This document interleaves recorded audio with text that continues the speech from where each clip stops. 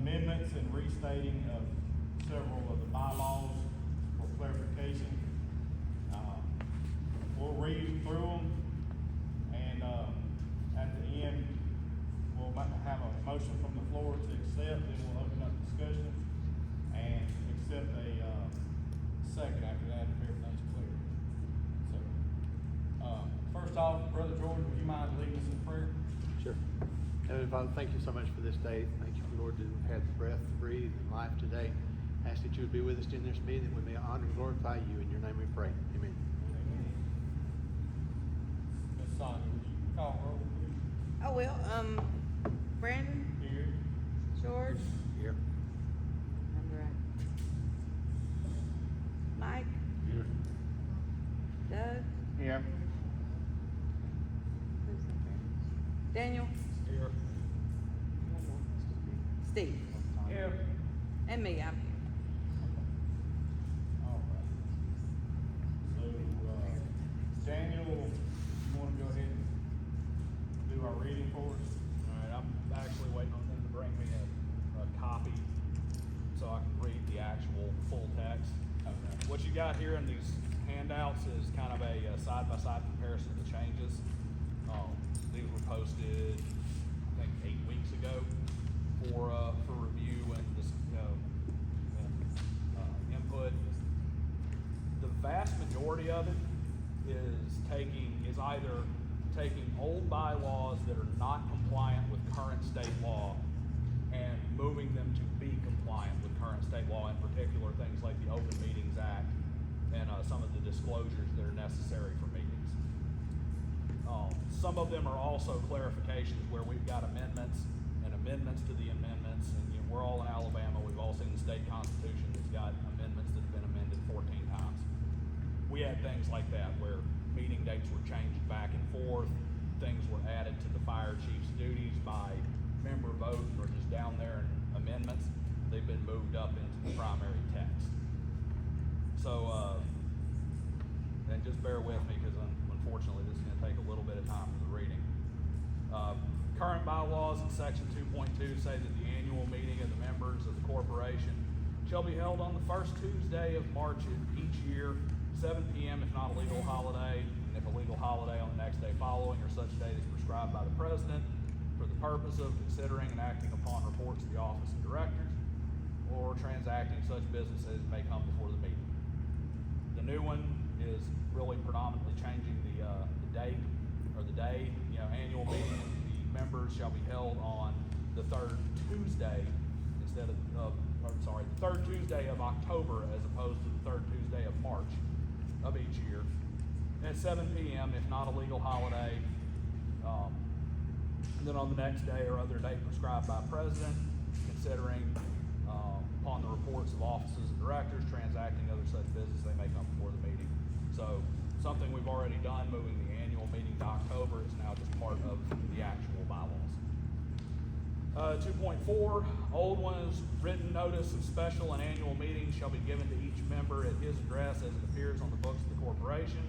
Notice shall specify the purpose, place, day, and hour of the meeting. Notice shall be given not less than 10 days or more than 50 days before the meeting.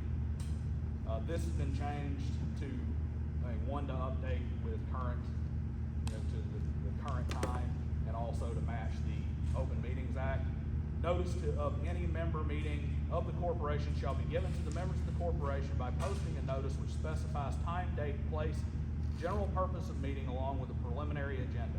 Notice shall be posted not less than 14 days prior to the meeting or as authorized by the Alabama Open Meetings Act. Notice shall be posted in the following locations: the corporation business office, each fire station, Lakeview City Hall and Fire Station, community boards at the Tanny Hill General Citgo on Highway 216, and at the Lakeview, the club at Lakeview, or whatever it happens to be called at that time, that particular building. So that's to bring that into compliance with the law, with the way things have to be posted to satisfy that statute. 2.6, this is a change that is not technically mandatory, but is very needed and most people agree on, is changing section 2.6 to proxy voting. Currently, at any meeting of the members, a member may vote either in person or by written proxy. No proxy shall be valid after 11 months from the date of its execution unless otherwise provided in proxy. Section 2.6 is being changed to read, at any meeting of the members, a member might vote either in person or by written proxy on an official proxy form provided by the district and delivered to the business office within 10 days prior to the meeting to allow for verification. So what that change does is, instead of, say, me just being able to walk in the door and say, I'm at the meeting, here's my stack of proxy forms, I've got 40 votes now. And by the way, since these all just say I'm the proxy, I get to have them for the entire year. If that person doesn't show up at a meeting, I just get their vote. And by the way, the meeting starts in 5 minutes, have fun verifying it.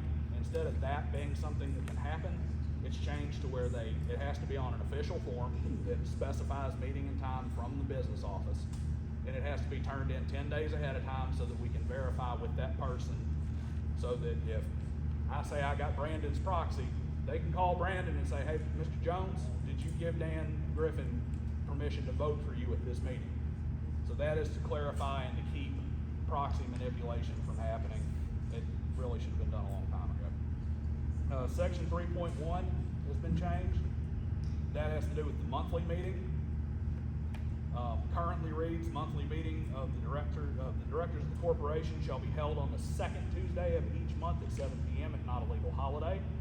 If this date falls on a legal holiday, the meeting shall be held the following day at a time to be determined by the board of directors, or such other date as may be prescribed by the president for the purposes of considering and acting upon reports of the officers and fire chief and transacting other such business as may come before the meeting. That has been changed. That is being changed to this. The monthly meeting of the directors of the corporation shall be held on the third Thursday of each month at 7 p.m. if not a legal. I'm sorry, third Tuesday. Thank you. Of each month. 7 p.m. if not a legal holiday. If this date falls on a legal holiday, the meeting shall be held the following day at time to be determined by the board of directors, or other such date as may be prescribed by the president for the purpose of considering and acting upon reports of the officers and fire chief, transacting other such other businesses may come before the meeting. Basically, all it is it's moving the meeting date to the third Tuesday, which tends to jive better with other local entities, in particular the city. All right. Section 3.3. Written notice of special meeting shall be given to each director at his address as it appears on the books of the corporation. Notice of special meeting shall specify the purpose, place, date, and hour of the meeting. Notice shall be given not less than 2 and no more than 10 days before the special meeting. This has been corrected to comply with Open Records Act and Open Meetings Act. Written notice of special meeting shall be given to each director at his address as it appears on the books of the corporation. Notices of special meeting shall specify the purpose, place, day, and hour of the meeting. Notice shall be given not less than 2 days, nor more than 10 days before a special meeting or as otherwise authorized in the Alabama Open Meetings Act. Literally, the only real difference is as authorized by the act, so that it allows for either shorter notice for emergencies or has to comply with longer notice for other things. All right, section 3.4 is to be completely omitted because it is in violation of the current laws.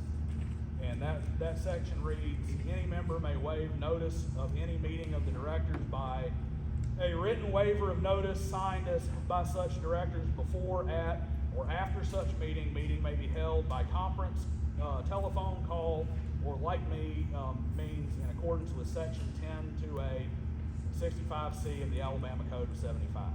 That is superseded by the Open Meetings Act. It can't be done anymore, so it has to be omitted. Section 3.7, any action which may be taken by the directors at a meeting may be taken without a meeting if a written consent setting forth the action so taken is signed by all the directors. Such a consent shall have the effect of a unanimous vote, and the signature of a director thereon shall constitute a waiver of notice under paragraph 4 above. That is being omitted. Once again, it's an obvious violation of the Alabama Open Meetings Act. board cannot just go arbitrarily decide to do stuff without having a meeting and where people can hear what they're doing. Section 3.8 is added. It is not in the old bylaws. It is a change to directors that states that only 2 Lakeview Fire Protection District firefighters and no career firefighters employed by Lakeview Fire Protection District shall serve on the board of directors at any time, at the same time. So if you're a professional that's getting paid by us, it's a conflict of interest, you can't be on the board. If you are a volunteer, only 2 volunteers that are with Lakeview can be on the board at any given time. And that's once again to prevent conflicts of interest. So do y'all have a copy of the, 2 sections that you're omitting of the Open Meetings Act? Yeah, I just read them. They're right there, right beside it. It says omitted, and then right beside it, it says waiver. So you got the old, if you look at that page on the right-hand side is What the Open Meetings Act says. no, we have an attorney who was consulted for that. So when our attorney comes to us and says, this is a violation of the statute, that's what we pay her to determine, is that this is a violation of the statute. So you're saying you've got a problem with showing, No, What we is it? hired an attorney to look over this and review you it. hired the attorney, I didn't, and I The- asked to see it. The district hired the attorney. You're welcome to call and ask for the open record, or you can Google it didn't on give it to you? Alabama law and say, hey, look, here's the Open Records Act. If you would like to know what those are, feel free to ask an attorney, or feel free to ask our attorney. But we have an attorney who is one of the best fire attorneys in the state. She set up Shelby County and numerous other departments throughout the state, and is the current attorney for 2 of the largest combination districts in the state. She knows what she's doing. This is actually righting a wrong. This, what we had is it's illegal for us to just waive notice of a meeting. We have to, this says, we're omitting the thing that says that we don't have to post a notice. I understand that, Sonia, but I'm asking for the Open Meetings Act. I can pull it up on my that phone and is- you can read it. Like I said, feel free to Google it. It's not a This is secret. righting a wrong. We're saying we can waive notice, but And I that's understand illegal. that. Again, That's illegal. Yeah, our bylaws were written decades ago. They have not, and even though they were supposedly updated in 2015, they were not appropriately updated because they don't comply. Some of them do not comply with the Open Records and the Open Meetings Acts. Where are the original bylaws out? They've been posted on the district website pretty much forever. They've always been available at the fire hall. Including the updates in 2018, There's 2015, yes. 18. There's amendments to the bylaws in 18, but there's not a completely restated bylaws from 18. They're all posted on the district website. Yeah, they've been posted on the website, and then of course they're also available at the fire hall. So anybody can walk in, get them anytime, review them in the record books. They're right there, they're available. But these are our current bylaws, and these are the amendments. 90% of these are what were recommended directly by our attorney. That includes the directors only having 2 firefighters up here and that sort of thing. The other things are literally where we took previous amendments and just put them into the text of the bylaws. So instead of you reading, the meeting is gonna be on the 2nd Tuesday, and then having to go down and see amended to be the 2nd Thursday, amended to be the 1st Tuesday, amended to be the 3rd Tuesday, amended to be the 2nd Tuesday, to find out it's the 2nd Tuesday, you can just look where it's supposed to be. It's just a simple, all those amendments being written into the bylaws as they're being restated. But, is there an objection to removing a section that says that the board of directors can just make decisions on their own without having to have a meeting? That seems to me like it'd be something you would want, is for us to actually have to have a public meeting to discuss decisions before we make them, instead of being able to shoot Brandon a text and say, yeah, I'm cool with it, just go spend money. Can you Anyway, Article 6 concerning the fire chief. Section 5.2 of the fire chief currently reads, the fire chief shall be both elected and, if need be, removed by a 3/4 majority vote of the board of directors. The fire chief shall formulate the rules and regulations to govern the fire department and shall be responsible for the personnel, morale, and general efficiency of the department. Fire chief shall determine the number and kinds of companies of which the department is to be composed and shall determine the response of such companies to alarms. The fire chief shall at least monthly conduct suitable drills and instruction in the operation and handling of equipment, first aid and rescue work, salvage, a study of buildings in the district, fire prevention, water supplies, and all other matters generally considered essential to good firemanship and safety of life and property from fire. He shall preside at all fire department meetings. The fire chief is further required to assist all lawful authorities in suppressing the crime of arson by investigation or by causing to be investigated the cause, origin, and circumstance of all fires. Fire chief shall report monthly to the board of directors of the corporation the condition of the apparatus and equipment, the number of fires during the month, their location and cause, the date of same and loss occasioned thereby. In addition, the fire chief shall report the number and purpose of all runs made, whether for fires or otherwise, and the number of members responding to each such fire or other run. The fire chief shall make an annual report to the corporation within 1 month after the close of the fiscal year. Such report to include the information specified above, together with comparative data for previous years and recommendations for improving the effectiveness of the department. This is being changed to the fire chief shall be both elected and, if need be, removed by 3/4 vote of the board of directors. Fire chief shall formulate the rules and regulations to govern the fire department and shall be responsible for the personnel, morale, general efficiency of the department, and the day-to-day operation of the district and administrative office. The fire chief shall determine the number and kind of companies of which the department is to be composed and shall determine the response of such companies to alarms. The fire chief shall at least monthly conduct suitable drills or instruction in the operation and handling of equipment, first aid, rescue work, salvage, a study of buildings in the district, fire prevention, water supplies, and all other matters generally considered essential to good firemanship and safety of life and property from fire. He shall preside at all fire department meetings. Fire chief is further required to assist all lawful authorities in suppressing the crime of arson by investigation or causing to be investigated the cause, origin, and circumstance of all fires. Fire chief shall report monthly to the board of directors of the corporation the condition of the apparatus and equipment, the number of fires during the month, their location and cause, the date of same, and the loss occasioned thereby. In addition, the fire chief shall report the number and purpose of all runs, whether for fires or otherwise, and the number of members responding to each fire or other run.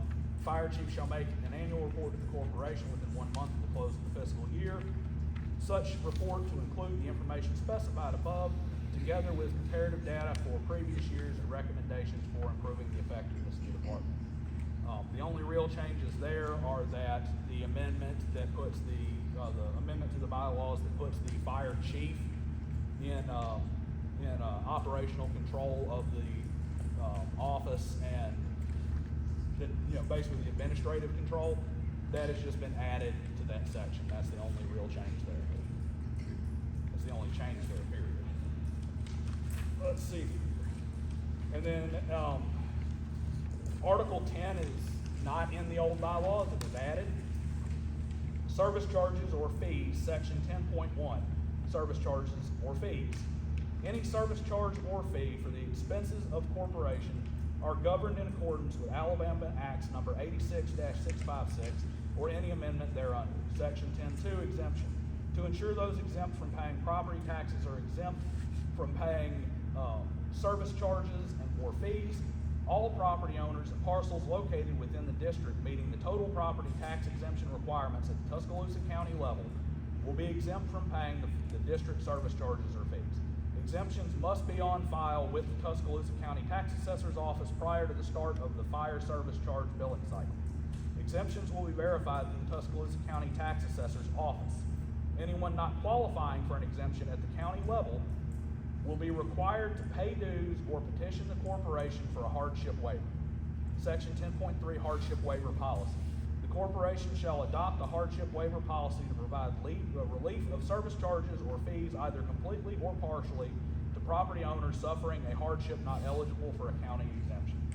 So that is from the last meeting, the amendment to the bylaws that basically makes it is more or less codifies that we're not gonna, you know, hey, I came down with cancer, I've got bad chemo bills, I can't afford my fire dues, can you please help me out? That we can say yes, and that we will have a policy that outlines that procedure. And if you are exempt from property taxes, either due to income, disability, or age, you're exempt from fire dues, as provided by the tax code. So those are the changes. And we do have here the amended, restated bylaws, and of course I've got the breakdown from the attorney, and then of course I've got the old bylaws here as well.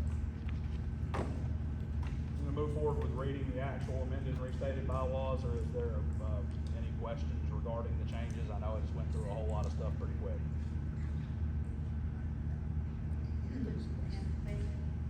After all these years, the conflict of meeting night, and the Lakewood Property Owners Association and the fire department, Property Owners Association decided to move their annual meeting to the third Tuesday. I can answer that for you. Huh? I can answer that You for were you. one of the 4 people that voted against it. One of your board members from the LPOA came to one of our meetings and asked us to move it to the third Thursday, about 3 months ago. So, Yep. Ms. D. It's Dick. Yes, Dick Smith. Dan. Brandon, is it the third Thursday or? Excuse me, I'm sorry, you're right, third Tuesday. And So we're back to the same number. one other thing, one point on that too.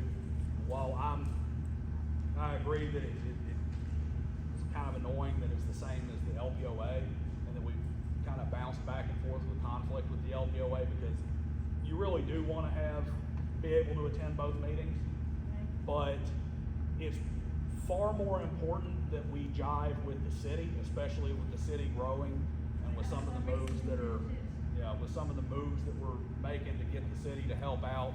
And there's not a lot we can say about it right now, but we've been making a lot of inroads with the city to possibly improve services in the area with their help.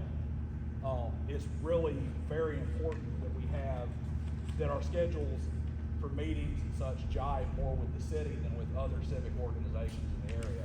I'd love to have it on a different day than. That was one reason we moved to it. Yeah. We'll meet on Mondays.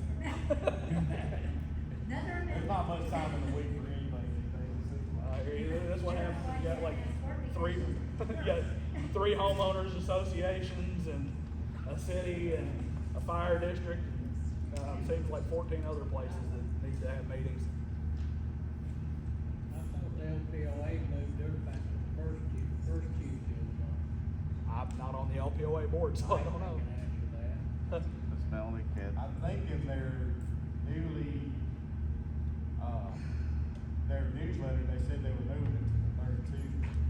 And One it thing had to be voted on, if I'm not mistaken. One thing to be clear on that, the LPOA has 4 meetings a year that are in the articles that they have to do at their annual meeting. But their board of directors meeting, they can change pretty much whenever they want to. Directors meeting is not scheduled. Yeah, like I said, they can have it whenever they want to. But it's those 4 quarterly meetings that have to be amended at their big annual meeting. So that can be some of the confusion between when they're meeting and where, because I think they're meeting tomorrow. Remember, that's me from serving on this board, concerned. Yeah.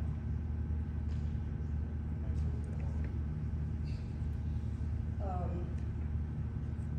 don't know how to ask this, but is the fire chief really more qualified to say how the business office will be run than several different boards? The board Fire is- chiefs come and go? Well, the fire chief shouldn't come and go, and we think we made a pretty darn good choice with this one, with a lot of the improvements he's made and a lot of how much he's been, really shoring up the department. But he is infinitely more qualified to run the day-to-day operations, especially because, yeah, we have a couple of retirees up on the board, but I mean, how many of us up here have full-time jobs and aren't, can't run day-to-day operations or are not employees to run it? How many of us are super familiar with the fire service, and if one of us gets voted off, that we're the one running the day-to-day and it's replaced with somebody else? How often is the fire chief in the office? I couldn't tell you right off the top of my head. He's got his schedule there. I've not seen it yet. But the fact of the matter is that day to day, and this is that right there is actually standard for virtually every fire department in the state that's like ours. They, the fire chief is there to run the day-to-day operations. It's not saying that he gets to hire and fire people in the administrative office. He doesn't hire and fire firefighters within range, and he's still answerable to the board. But he's there to run the day-to-day operations of the district, to make sure calls are answered the way they're supposed to make sure things are handled the way they need to be handled. The way it's rated there, he would have the right to fire if he's running day-to-day administration. He runs day-to-day administration, but he's not gonna fire people without our permission. That's the board could give him that authority if they wanted to, but we haven't. Matter of fact, we expressly didn't give him that authority when we gave him the authority to hire and fire firefighters. I think if you read that in, if he's an administrative office, he has the right to hire and fire. Like I said, the board has the right to give him that authority if we want to, but we expressly did not give it to him. When we gave him the authority to hire and fire firefighters and to handle that side of things, we expressly excluded him from office staff. Plus, our office staff is generally contract employees anyway. They're not regular staff, they're under contract for a certain amount of time. He doesn't have responsibilities of money or value or finances on that side. He's just making sure that time's kept, and whatnot, for the firefighters and through the office.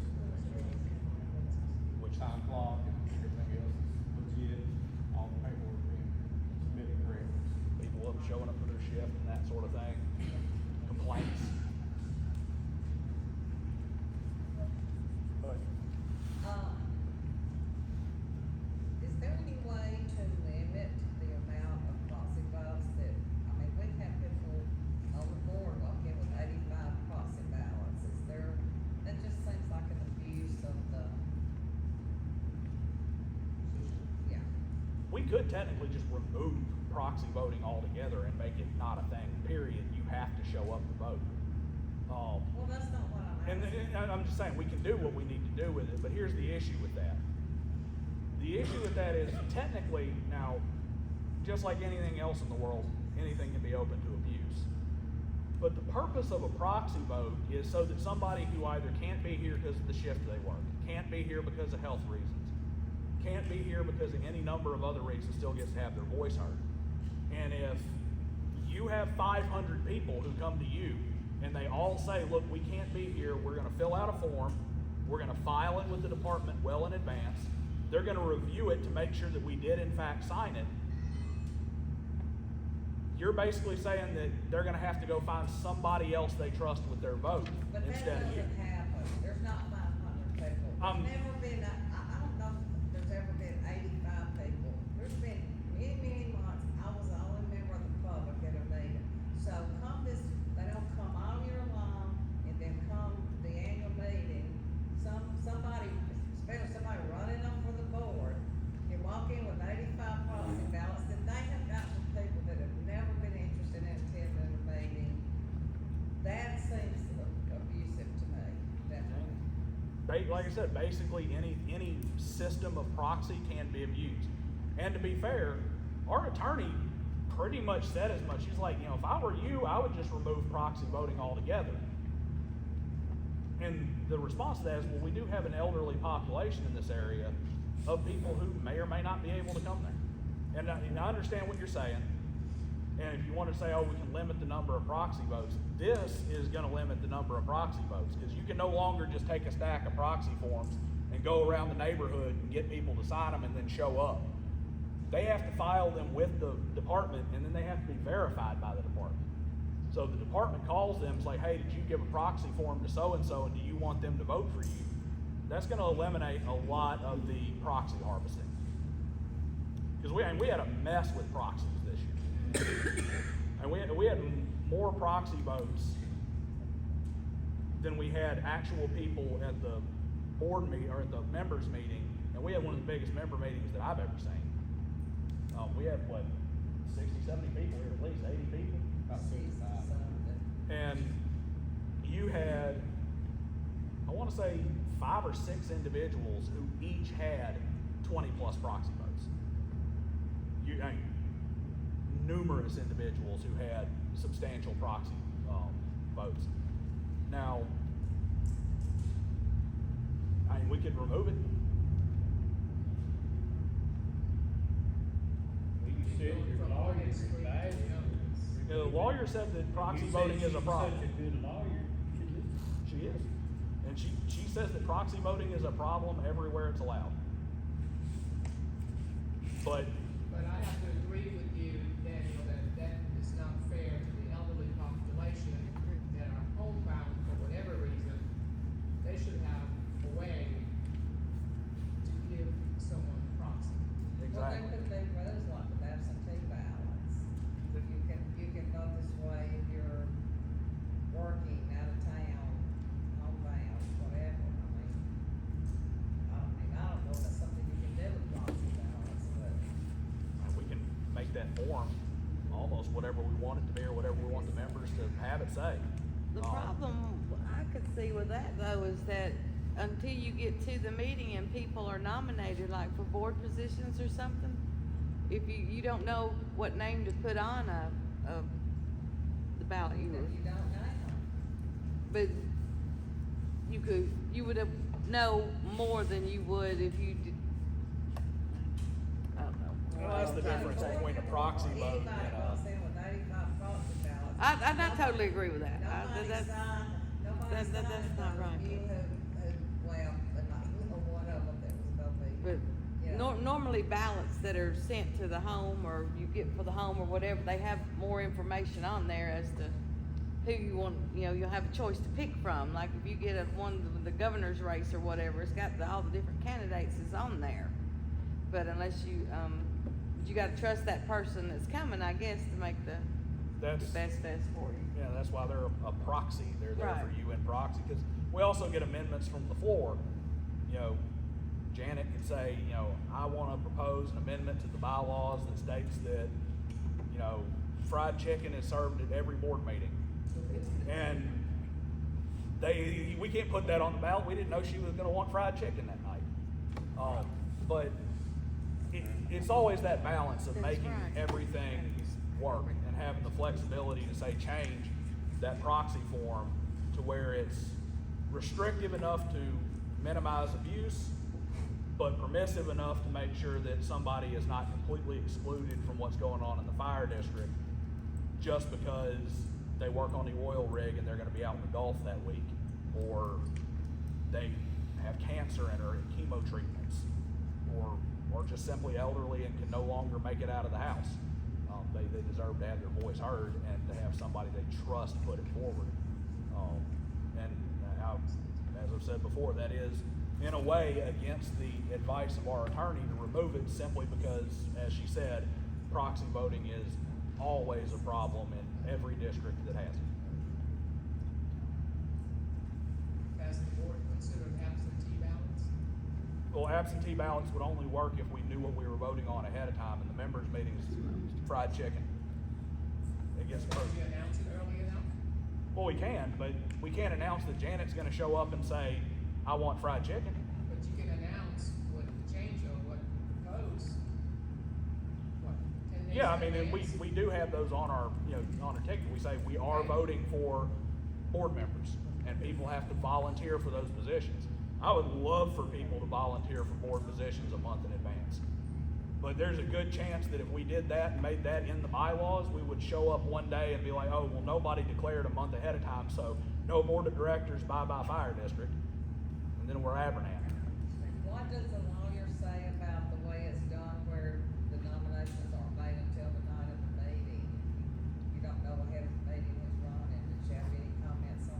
pretty standard operation for combination fire districts. I mean, it really kind of comes down to, unfortunately, there's not a tremendous amount of participation. And it's either that or run the risk of, we're 30 days out and nobody has put in their bid for board, and now we don't have a board. I mean, granted, you got staggered terms and stuff to help protect against that, obviously, but, I mean, how angry would you be if nobody declared in time, and then we're up here and, Mike and Steve and George all go off the board, and we just go, okay, well, we're gonna nominate, Brandon Jr., and we're gonna nominate, Daniel Jr., and we're gonna nominate, Sonia the second, and those are gonna be our 3 new board members, and, we're filling vacancies. Yeah. I mean, We're, 100 people sign pieces of paper, say you're going to speak about it. Yeah. So, we really, and I would like to see that, but I also see the issues with it. Hey, I got a question on that. Yeah.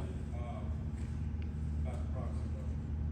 Proxy votes are only good for 1 year, right? Proxy vote. They're good for 1 year, and let me rephrase that. They are good for 11 months unless they explicitly state otherwise. So for instance, if the form says, hey, I give a proxy vote, it's good for, it's good for every vote for everything for 11 months. If the form says, I proxy somebody for this specific meeting to vote for board of directors, that's all it's good for. My question is this, for individuals that live in this district, such as myself, who are in the military, who will be deployed during that, for a year at a time, how are we supposed to get our proxy votes in checked? That is a very good question. You would probably have to call into the office. There's gotta be a way to do that. How are we supposed to call in when we're in Asia? I get where you're coming from on that. I definitely get where you're coming from on that. That could probably be handled by email. Now, That's what I'm Email saying, form. granted, that is in the old bylaws. Hey, granted, that is in the old bylaws. So we can actually make the proxy form say, hey, this is a military proxy form for the length of deployment. We can't do that under the current bylaws. Under the revised bylaws, we would be able to have something like that where you could give a military proxy And that's for something length we of need to deployment. look into about adding to it, because people like me, like I said, are. Yeah, so our. Is it verified that the person that gave the proxy is still alive? Say what? If an elderly person gives you a proxy for 11 months, is it verified that person is still alive before you take that vote? Under the current bylaws, it's barely verified at all. It should be. You don't even know their real name. Yeah, under the current ones, but under the new ones, the way we got the new one structured, we're running, saying, hey, you have to come to the department and use a specific proxy form from the department.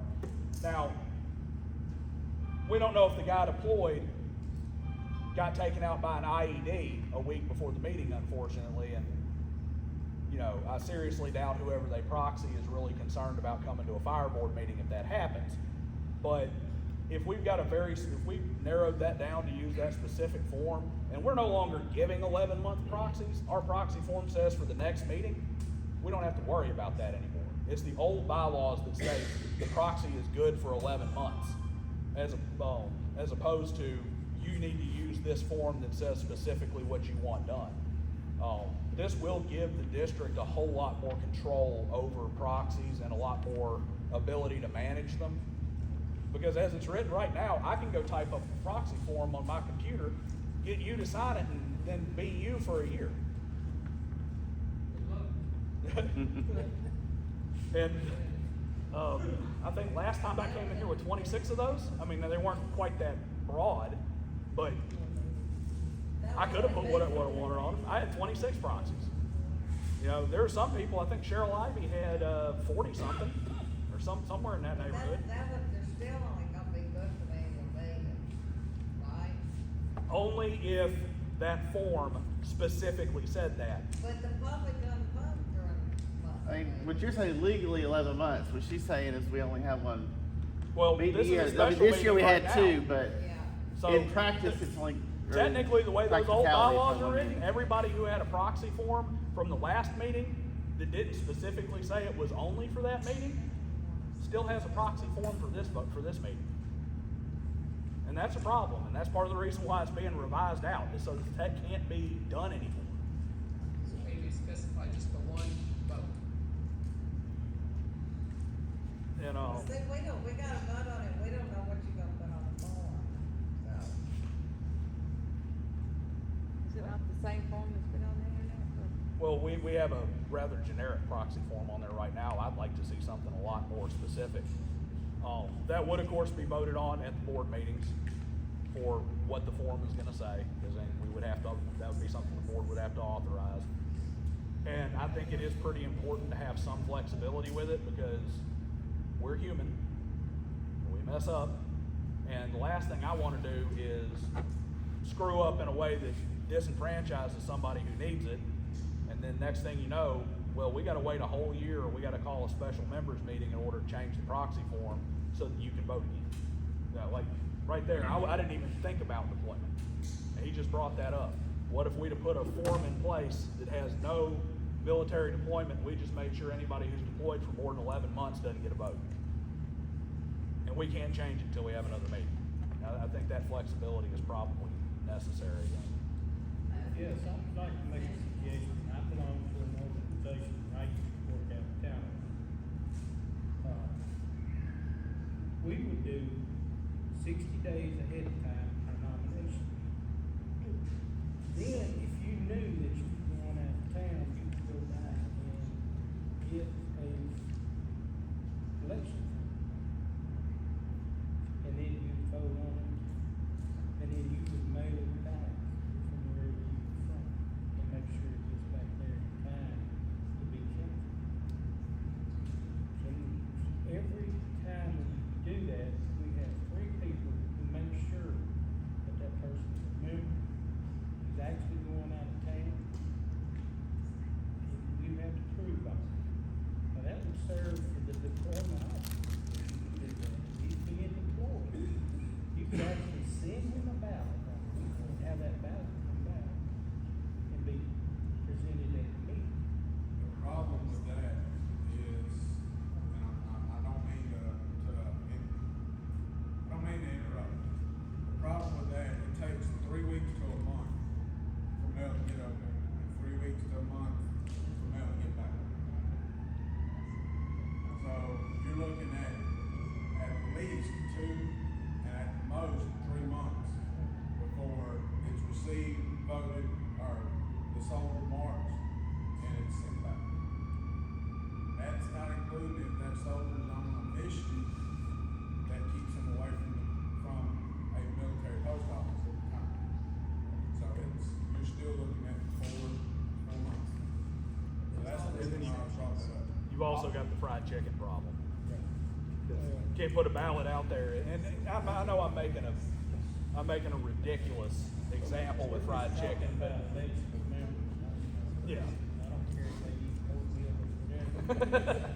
Yeah, like I said, I know that's I mean, with the ridiculous. military, you can give your wife or spouse power of attorney to vote for you too.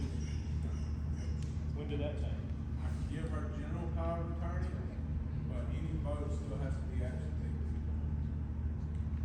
That's a federal or state vote, right? That, it may, general power of attorney may work in a local, I'll have to double check on that, but I do know that like the presidential election, I had to be present to make my own vote. And on the governor's election, I had to be present to make my own vote. What about if it is old by Prior to. That's what he's saying, it's just, and that's really what this would allow for that, is we could have the military. He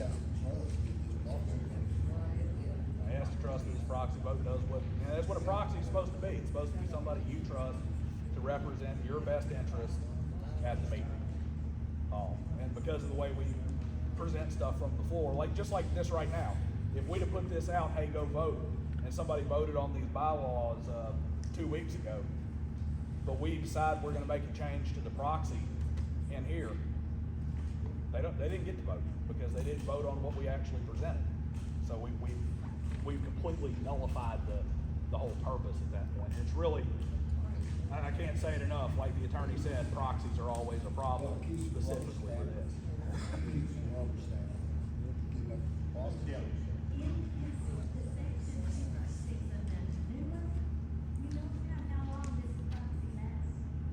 Yes, that's intentional so that it's not it's like, When they have a vote, they say they turn one in, at the end of the 10 days, and you have a meeting, people vote, that proxy is null and void from that point on.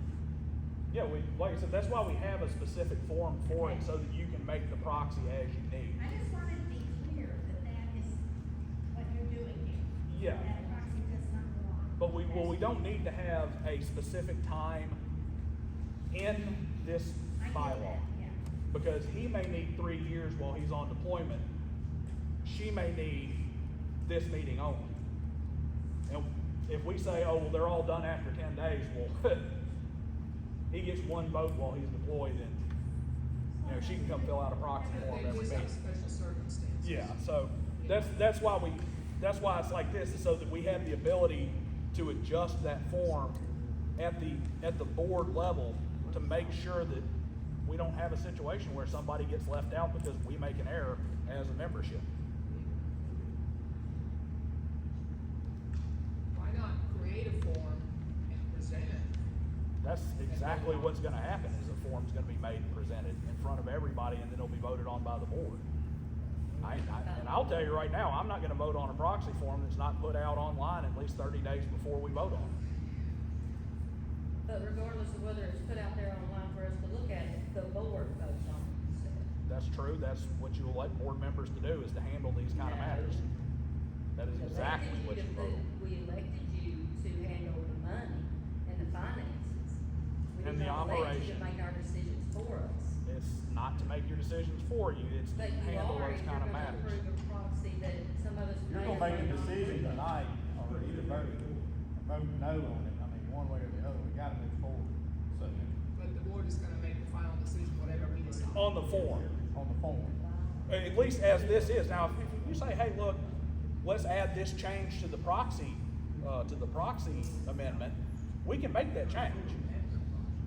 And if they say, hey, we're gonna put a 10-day clock on all proxies, then that's what gets written into the bylaws, and that's what's there. I'm just telling you why that would be a bad idea, and once again, part of the reason why proxies are always a problem and they're messy, because there's literally no way to make them open enough to do what they're supposed to do, but restrictive enough to avoid anybody from possibly interfering with them. And the best way to do it is to have a board that can make adjustments to the proxy form that the membership brings forward, so you can come forward and say, hey, I know this sounded like a good idea on paper, but this is really opening up some problems, we need to change that proxy form. We can make the change. And we don't make the change. Well, yeah, I mean, they do get a say-so. Yeah, there's no vote on it, but they get a say-so unless we're gonna have a special members meeting every single time we have to do every time we have to change the proxy form. Whoever makes the motion tonight can put that in the motion that the board has the authority to make this proxy form, and we need to see it within the next board meeting or the one after that. How- We can't do it tonight, Well, the meeting after this. How about this? And let's just see if this is a common ground that people can agree on. We add the line to the change in the proxy setting, or the proxy, section. That any creation of or change to the official proxy form will be taken of a vote of all members present at the board meeting. That way it can still be changed at a regular board meeting, but anybody who is there who is a voting member gets to vote on it along with the board. It cannot just be changed by the board. So if you're at the meeting, you get a vote on it. Is that a reasonable compromise to that particular? Vote on this tonight. So no, we don't have a form ready tonight. We'd have to put a form together. And like I just said, I will not vote on a proxy form that has not been publicly available for 30 days. I won't. So you'll have at least one no on any proxy Can we form make that's sure that not it's not hidden under available. like 10 different buttons? Say what? Can we make sure it's not hidden under like 10 different buttons? Like 10 different clicks before you get to what you're looking for? There's nothing on that website. that's All you gotta do is different click on clicks. documents and scroll down to. I did. Would you like me to show you what I have, what I got? What's missing? The new ones that y'all were proposing, they were under a totally different. They're one click from the main page. Document heading, new amended bylaws, one click, you're on the page.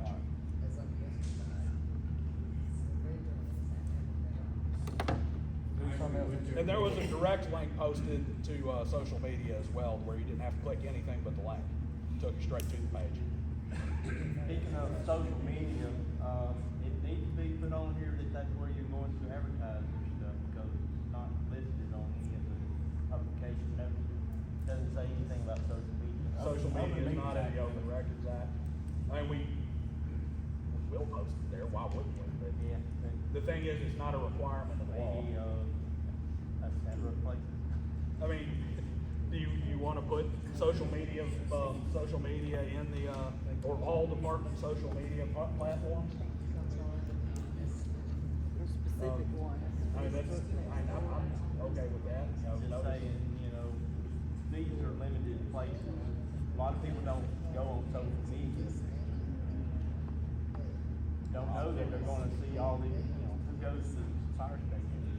Well, that's why there's like 6 of them, because there's literally double the number required by law of posting places that are I know listed there. it's rough on the department to do the mailing. Say what? That's Yeah, what we're talking about. perfectly okay. Like you said, I mean, all we have to do. Yeah, we can easily add that in and say, hey, in all internet platforms on which the department maintains a presence. Does anybody see a potential problem with that?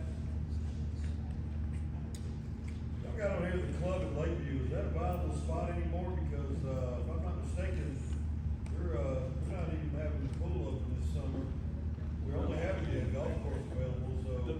Well, the building is still gonna be there and it's still, Not gonna have that many people even coming up there. yeah, I mean, it's still a public board that's posted there. It's actually still a place the town posted, if I'm not So, I mean, mistaken. is it gonna be available to see if it's not? People gotta go up there and pay their LPOA dues anyway. Yeah. Yeah, people do have to be there, and it is outside. It's not like you have to go in and talk to the bartender. It's posted on the outside by the LPOA office, and I sure hope the LPOA doesn't completely disappear. I said I sure hope the LPOA doesn't completely disappear anytime soon. And that's what I'm hoping on.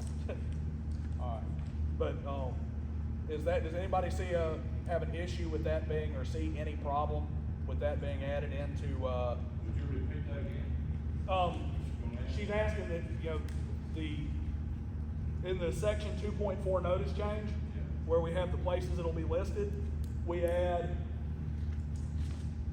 on all social media or internet platforms on which the department maintains a presence.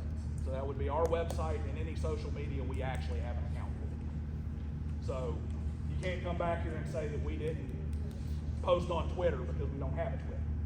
But our Facebook, Nextdoor, our, if we had an Instagram, we have an Instagram apparently, I didn't know that.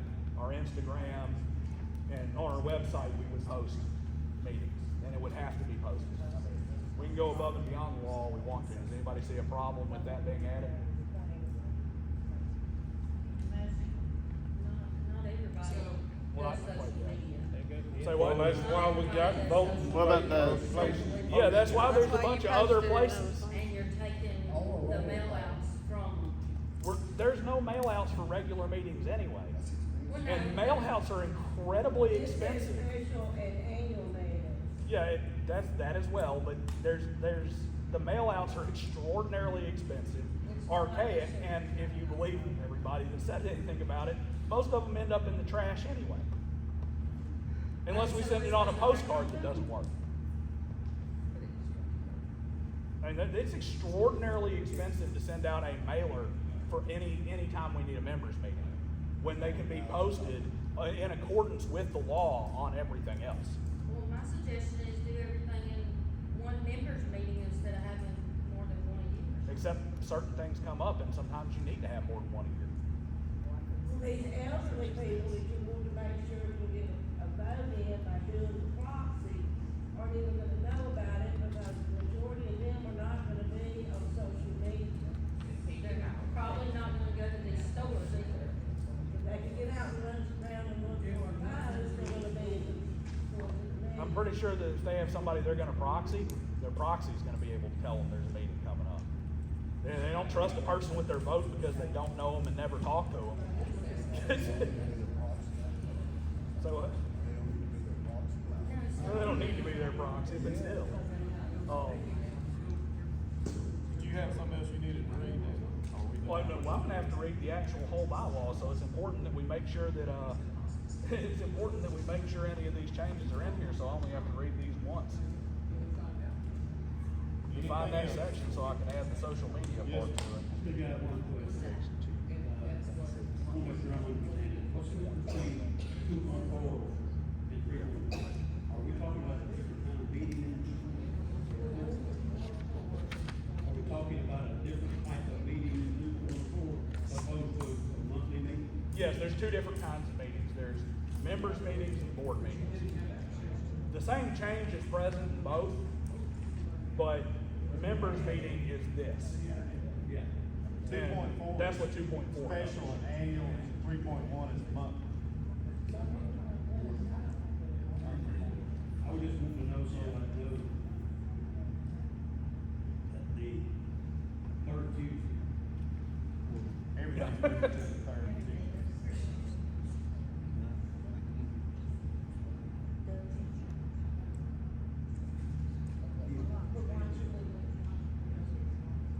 All right.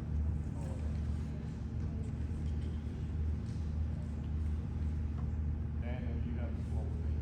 Hold on, I'm writing in this change here to make sure that it's in there. All right. Have y'all lost a nonprofit? Did you know that the nonprofit through the postal, you can mail a letter for less than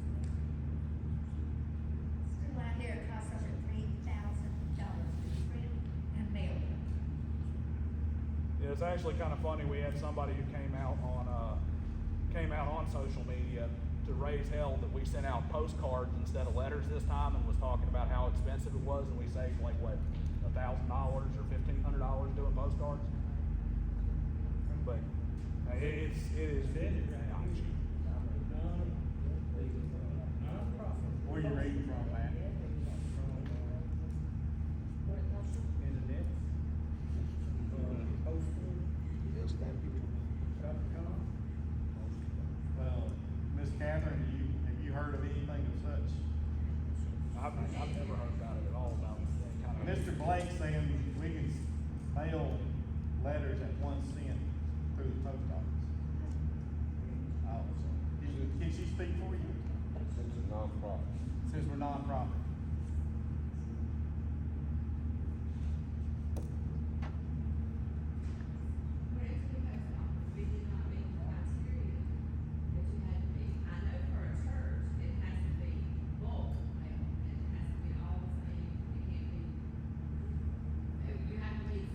You gotta meet the whole zip code.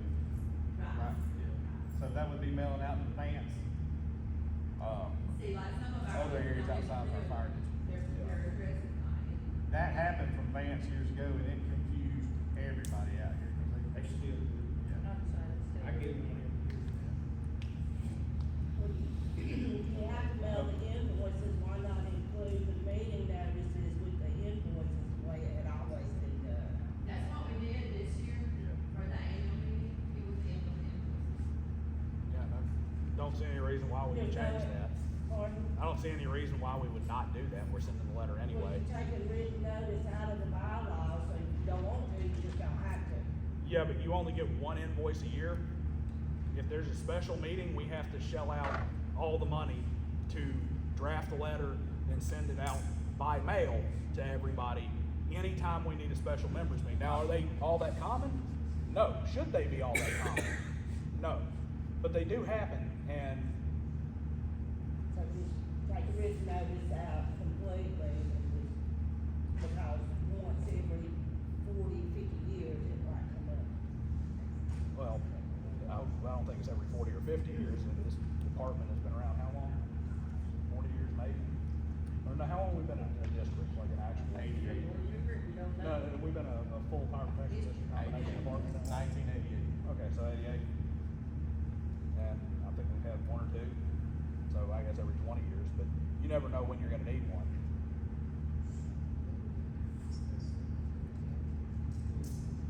It was recommended that we remove it, so. Like I say, it was recommended that we remove it though, because there is a burden there as well.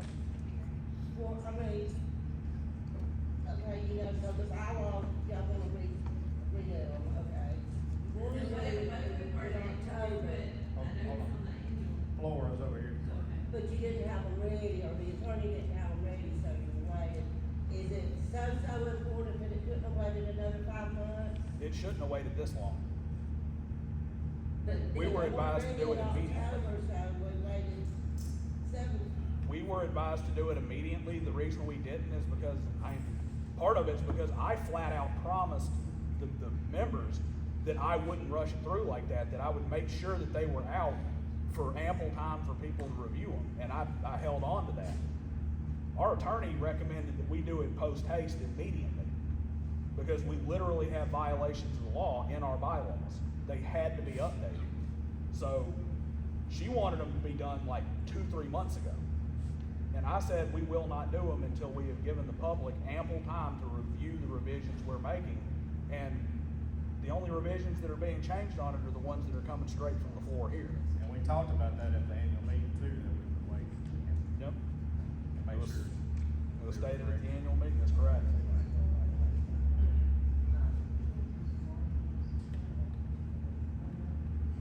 All right, we need to read the minutes that Daniel has then. Is there anything else that anybody wants to, any other sections they want to review? Ms. Martha, what was that last one yours? We could put a notice, we could put in there that we'll do a notice for the annual, but not for a special. Annual.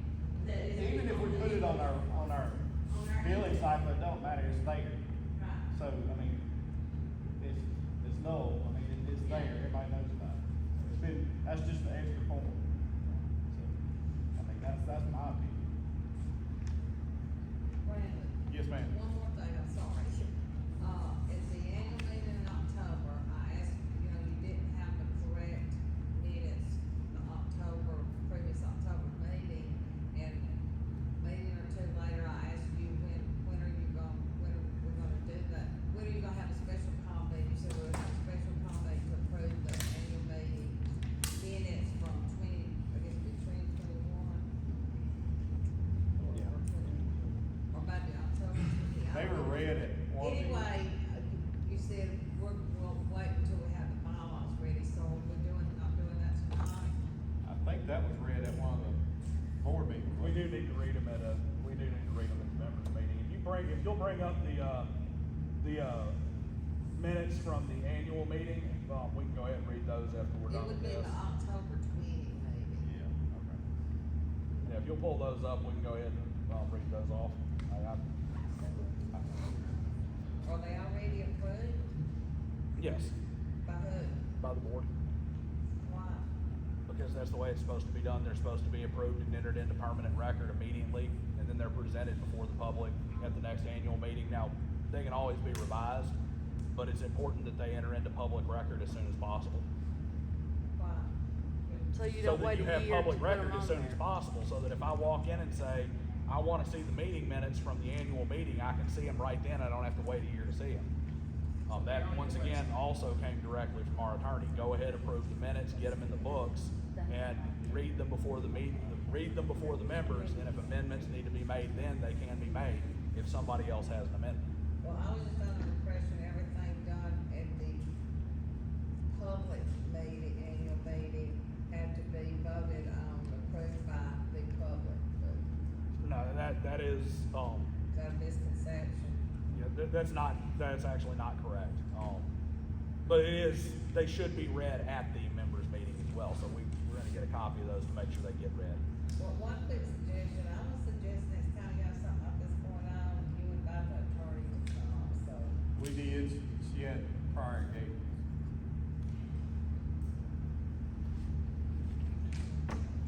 All right, so I guess we'll go ahead and read these. I am going to, I'm gonna start by reading this. This is the email from the attorney. This will be quick. This is basically bullet points. Dear Board, I have reviewed and revised the bylaws for the district upon request of the Board. I have attached here within the proposed amended and restated bylaws. I would like to provide an outline of changes that have been made for ease of reference. The changes are as follows. Section 2.2 meetings, annual board meeting has been changed to the third Tuesday of October in accordance with a prior vote. Section 2.4, notice, this provision has been revised in accordance with the Alabama Open Meetings Act and will be a substantial cost savings to the district. Section 2.6, proxy, this has been revised for clarity. Section 3.1, monthly meeting, the monthly meeting has been changed to the third Tuesday of the month in accordance with the prior vote. Now, she does say in the email, she typed prior vote of the board. It's actually prior vote of the members because it's from the October members meeting. Section 3.3, notice. This change has been made to comply with the Open Meetings Act. Section 3.4, waiver. This has been omitted as it did not comply with the Alabama Open Meetings Act. Section 3.7, consent. This section has been omitted as it conflicts with the Alabama Open Meetings Act. Section 3.8, directors. This has been revised to prevent conflict of interest in employees serving on the board. Article 5, fire chief. Clarification has been made as to the duties of the fire chief and operation of the day-to-day administrative office. Article 10, this article has been added to address service charges and fees along with exemptions and hardship waivers. Please let me know if you have any questions with regard to these changes. Sincerely, Stephanie Lanier Weems, who is our attorney.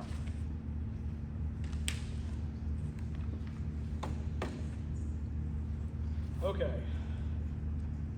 Amended and restated bylaws of the Lakeview Fire Protection District, Inc., nonprofit corporation. Article 1, identification. Section 1.1, name. The name of the corporation is the Lakeview Fire Protection District, Inc., hereinafter referred to as corporation. Section 1.2, principal office. The address of the principal office of the corporation is 21289 Phyllis Drive, McCalla, Alabama 35111. The corporation may have such other offices either within or without the state of Alabama as members may designate or as the business of the corporation may from time to time require. Article 2, meeting of members. Section 2.1, management. The business of the corporation shall be under the management of the board of directors and officers. Section 2.2, meetings. The annual meeting of the members of the corporation shall be held on the third Tuesday of October of each year at 7 p.m., if not a legal holiday, and if a legal holiday, then on the next day following, or such date as may be prescribed by the president for the purpose of A, considering and acting upon the reports of officers and directors, B, transacting such other business as may come before the meeting. Section 2.3, special meetings. Special meetings of the members may be held at any time whenever called by the president, a majority of the board of directors, or by any members whose number is equal to or greater than 1/3 of the total membership. Section 2.4, notice.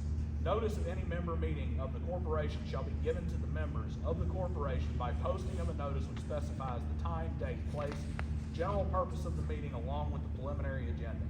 Notice shall be posted not less than 14 days prior to the meeting or as otherwise authorized by the Alabama Open Meetings Act. Notice shall be posted at the following locations: the corporation business office, each fire station, Lakeview City Hall and Fire Station. Community boards at the Tanny Hill General, Citgo on Highway 216, and the club at Lakeview, and on all social media and internet outlets on which the district maintains a presence. Section 2.5, waiver. Any member may waive notice of any meeting of members by written waiver of a notice signed by such member before, at, or after such meeting. Meetings may be held by conference or telephone call. No, that is supposed to be struck. Jesus Christ. Thank you. That's the whole thing that was supposed to be struck right there. Does anyone have an objection to me simply changing the section number to comply, or do I need to start reading this all the way over? What was the attorney's name? Stephanie Lanier Weems. Spell the last name, please. W-E-E-M-S. She's in family law, right? Say what? Family law? I think that's part of her practice, yes. There's about 9 lawyers in the whole firm, so they all. Yeah, like I said, I think she's got like 9 or 10 attorneys that are practice. Most attorneys are not gonna say fire district is my primary business, because it's not like there's a tremendous number of fire districts to do all your lawyering for. Correct the number and continue reading. Anyone have an objection to correcting the number and continuing reading? Okay. Section 2.5, proxy. At any meeting of the members, a member may vote either in person or by written proxy on an official proxy form provided by the district and delivered to the business office within 10 days prior to the meeting to allow for verification. Section 2.6, quorum. For the transaction of business at any meeting of the members present shall have the power to conduct the meeting without notice other than announcement at the meeting. Section 2.7, voting. All questions and elections shall be determined by a majority vote of the members present at any meeting, except as otherwise provided by law. Section 2.8, place. The board of directors may designate any place, either within or without the state of Alabama, as a place of meeting for any annual or special meeting of the members. In absence of any designation, all meetings shall be held at the principal office of the corporation. Section 2.9, voting record. At least 10 days before each meeting of the members, the secretary shall make a complete list of the members entitled to vote in such a meeting. Such list shall be prepared in alphabetical order and shall show the address of each member. The list shall be kept on file at the principal office of the corporation and shall be subject to inspection at any time during normal business hours by any member making written request thereof.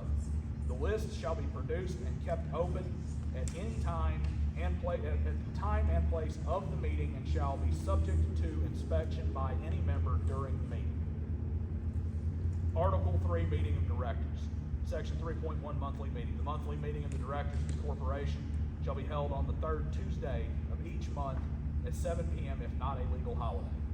If the date falls on the legal holiday, the meeting shall be held the following day at a time to be determined by the board of directors, or such other date as may be prescribed by the president for the purpose of A, considering and acting upon the reports of the officers and the fire chief, and B, transacting other such business as may come before the meeting. Section 3.2, special meetings. Special meetings of the directors may be held at any time whenever called by a president or majority of the directors without notice provided as authorized by the Alabama Open Meetings Act. Section 3.3, notice. Written notice of special meetings shall be given to each director at his address as it appears in the books of the corporation. Special meeting notices shall specify the purpose, day, place, and hour of the meeting. Notice shall be given no less than 2 days and no more than 10 days before the special meeting or as otherwise authorized by the Alabama Open Meetings Act. Section 3.4, quorum. For the transaction of business at any meeting of the directors, a majority of said directors must be present in person, except as otherwise provided by law. In the event any director should miss 3 consecutive meetings, he may be removed by the majority vote of the remaining directors and his replacement elected by like vote. Section 3.5, place. The board of directors may designate any place either within or without the state of Alabama as the place of meeting for any annual or special meeting of the directors. In the absence of such designation, all meetings shall be held at the principal office of the corporation. Section 3.7, directors. Only 2 Lakeview Fire Protection District firefighters and no career firefighters employed by Lakeview Fire Protection District shall serve on the board of directors at the same time. Article 4, the officers. Section 4.1, officers. The officers of the corporation shall be elected by the board of directors and shall consist of a president, a vice president, a secretary, and a treasurer. Section 4.2, election. The directors at their annual meeting shall elect president, vice president, secretary, and treasurer, and other such officers as deemed appropriate, as shall be deemed appropriate. One person may hold no more than one office. Section 4.3, other agents. The directors may elect such other officers and agents as they shall deem appropriate. Such officers and agents shall exercise such powers and perform such duties as shall be fixed by the directors. Section 4.4, term of office. The term of office for an officer shall be the 12-month period following the election and until a successor is duly elected and qualified, or until his earlier death. Any vacancy occurring in any office of the corporation shall be filled by vote of the directors until the next annual meeting of the members, when the person so elected shall be confirmed by the members. Section 4.5, removal. Any officer elected by the directors may be removed at any time with or without cause by a vote of the directors. Section 4.6, duties. Each officer shall have the duties usual and customary to his office as hereafter set by resolution of the directors, including but not limited to the following. A, president. The president shall be the chief executive officer of the corporation. He shall preside at all meetings of members and shall have the general supervision and management of the business of the corporation. The president shall see that all orders and resolutions are carried into effect. The president shall have authority to execute instruments and documents on behalf of the corporation in the ordinary course of business. B, vice president. The vice president shall have the same authority as the president's in the event that the president is unable to perform his duties, and shall have such duties as are assigned by the president. C, secretary. The secretary shall attend all meetings for the members and board of directors and shall record all votes and minutes of all meetings in a book to be kept for that purpose. The secretary shall give notice of all members and directors' meetings and shall be the custodian of the corporate records. D, treasurer. The treasurer shall have custody of the corporation's funds and securities, and shall keep full and accurate accounts of receipts and disbursement in the books belonging to the corporation. The treasurer shall deposit all monies and all valuable effects in the name of the corporation in such depositories as may be designated by the directors, except such petty cash funds as may be provided by the directors. Such funds so deposited shall be subject to withdrawal on checks signed by the treasurer, president, or by such other person as the director may designate. Article 5, amendments. Amendments to these amendments. These bylaws may be amended or repealed, and new bylaws may be adopted by the members at any meeting of the members or a special meeting of the members called for such a purpose. Article 6, fire chief. Fire chief. The fire chief shall be both elected and, if need be, removed by a 3/4 vote, majority vote of the board of directors. The fire chief shall formulate the rules and regulations to govern the fire department and shall be responsible for the personnel, morale, general efficiency of the department, and the day-to-day operations of the district and administrative office. The fire chief shall determine the number and kind of companies of which the department is to be composed and shall determine the response of such companies to alarms. The fire chief shall, at least monthly, conduct suitable drills or instruction in the operation and handling of equipment, first aid and rescue work, salvage, a study of buildings in the district, fire prevention, water supplies, and all other matters generally considered essential to good firemanship and safety of life and property from fire. He shall preside at all fire department meetings. The fire chief is further required to assist all lawful authorities in suppressing the crime of arson by investigation or causing to be investigated the cause, origin, and circumstance of all fires. The fire chief shall report monthly to the board of directors of the corporation the condition of the apparatus and equipment, the number of fires during the month, their location and cause, the date and same and loss of occasion thereby. In addition, the fire chief shall report the number and purpose of all runs made, whether for fires or otherwise, and the members responding to each fire or other run. The fire chief shall make an annual report to the corporation within 1 month after the close of the fiscal year.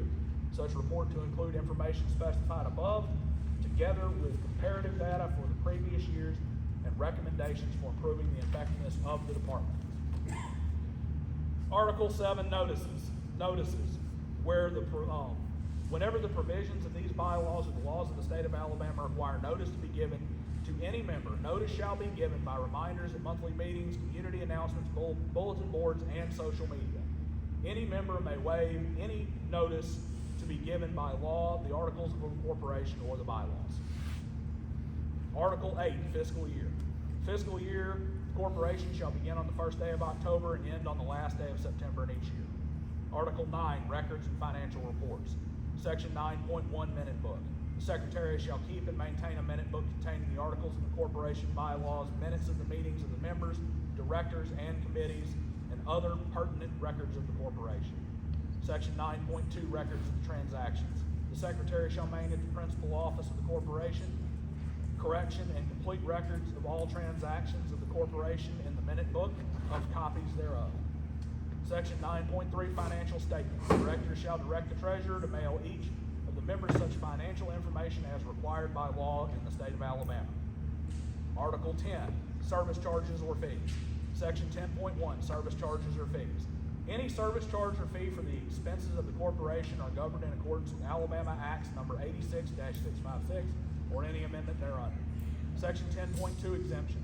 To ensure those exempt from paying property taxes are exempt from the paying service charges or fees, all property owners and parcels located within the district meeting the total property tax exemption requirements at the Tuscaloosa County level will be exempt from paying district service charges or fees. Exemptions must be on file with Tuscaloosa County Tax Assessor's Office prior to the start of the fire service billing cycle. Exemptions will be verified through Tuscaloosa County Tax Assessor's Office. Anyone not qualifying for an exemption at the county level will be required to pay dues or petition the corporation for a hardship waiver. Section 10.3, hardship waiver policy. The corporation shall adopt a hardship waiver policy to provide relief of service charges or fees either completely or partially to property owners suffering a hardship and not eligible for a county exemption. Now entertain a motion to accept these bylaws. Take a motion to accept. I have a motion to accept the bylaws from Mr. William Bean. We're talking about accepting the amendments and the additions here. The revised bylaws that I just read, yes. Those are all in there. Now, I didn't hear there as far as the process for like I said, the military. That's done by the forms the board puts together. The proxy, as we put the proxy thing in, it allows for Need a that. second? Got a second? What's the name, sir? Doug Gentry. Doug Gentry is the second. We have a motion and a second to, well, I'm sorry, Brandon, that's me stepping on your toes. Motion on the floor, second on the floor. All in favor, please raise your right hand. Count those marks, please. All opposed, keep your hands up.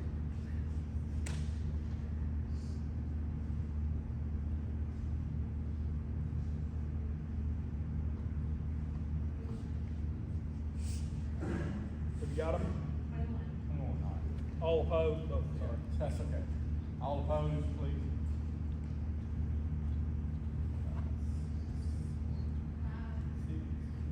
Six. Okay. Motion passes. All right. Now, Did you get those minutes? yes, you said. You mean, I'm not reading them. yeah. You got a long to All right, annual board meeting, 12 October 2021. Meeting called to order at 19:05 by Brandon Jones, prayer by George Sykes, roll call by Brandon Jones. Members present, Brandon Jones, Daniel Griffin, Gary Johnson, Steve Johnson, Doug Boyer, Mike Fisher, all present. Minutes from 2020 annual could not be read as they were not present. Treasurer's report given by Doug Boyer, $125,065.41 beginning balance, $133,497 .24 was ending balance.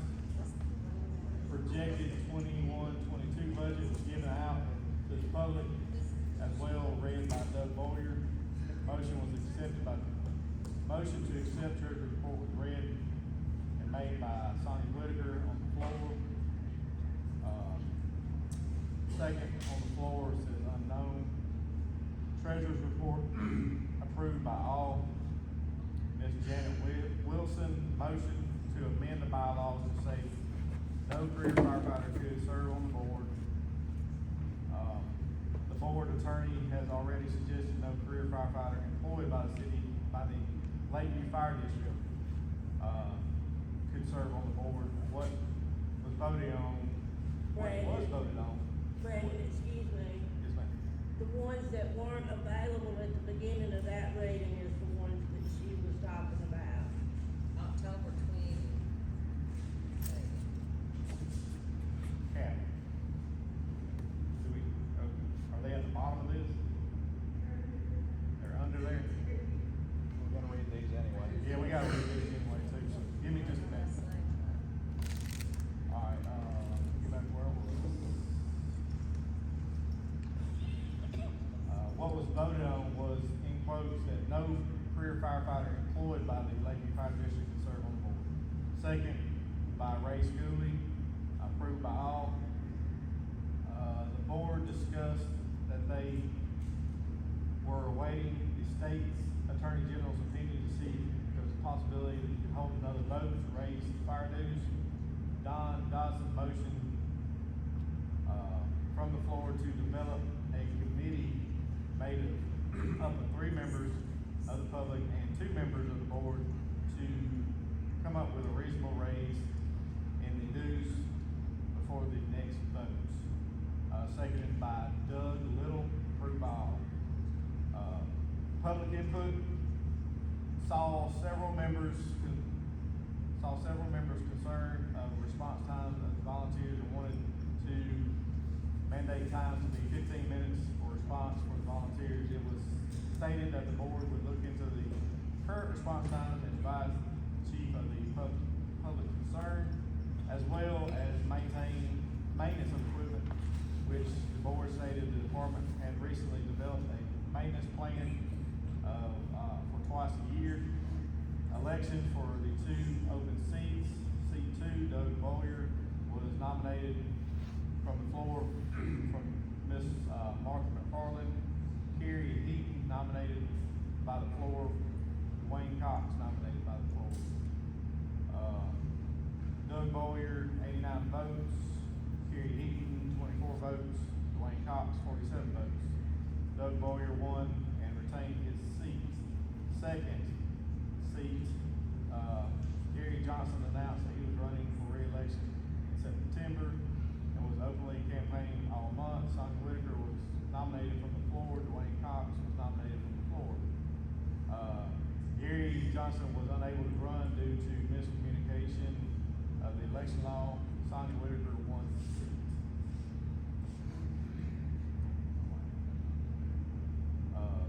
Dwayne Cox was runner-up. Board president tried to correct the miscommunication, but had already closed the vote, and the public, didn't see fit to, re-enter the vote.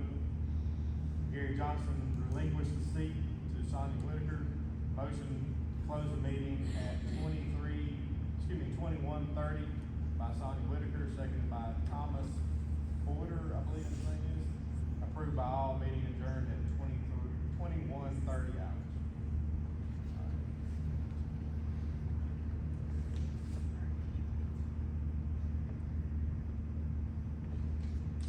Is that the one that says 2020, yeah? Has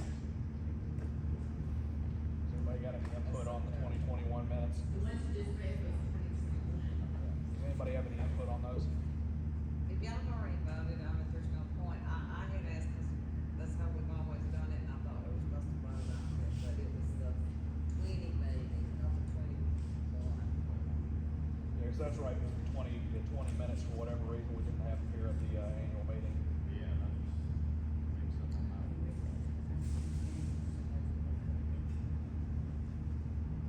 Alright, these have to be Miss Mary, if you'd like to review the 2020 minutes for any errors, and you let me know, we can go ahead and put the motions in place to get them corrected and then make sure that they're read. And you, Well, I you have was them? looking here online, I see March 2020 monthly minutes, but I don't see the annual. I think 2020 was the year we had 2 annual meetings, Yeah. wasn't it?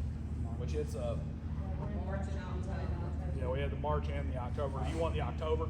We can read I got them right here, we can read them again right here. It's like, that's okay. We do need a motion and a second on the annual meetings, what I just read, so. There's no changes. We don't need to vote on them if there's no changes. Oh, okay. Are there any changes to the, Anybody see any changes? anybody see any errors? We're on the October 21. Yeah, the 2021. And they're already entered into record. They don't need to be entered into record again. We just, unless there's changes, there's nothing to vote on. I mean, that's why the members vote on it. Right. Does anybody have a? Let's do a motion. Got a motion from Doug Gentry, got a second on, one second. I'll second it. All right, second, all in favor? Aye. Any opposed? All right, motion passed. All right, I think, missing anything else? That's it. It is. All right, need a motion from the floor to close the special call meeting. Motion to close special call meeting.